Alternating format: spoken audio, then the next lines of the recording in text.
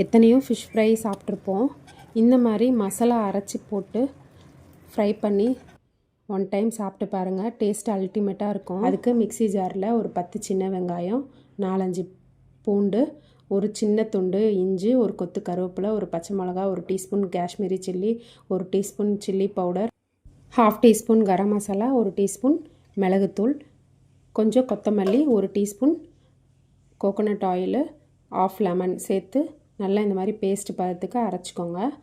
அரைச்ச பேஸ்ட்டை ஒரு 2 டேபிள் ஸ்பூன் எடுத்து வச்சுருங்க. தனியாக எடுத்து வச்சுட்டு மீதி இருந்த மசாலாவை மீனோட நல்லா கோட் பண்ணி 1 ஹவர் ஊற வச்சுக்கோங்க.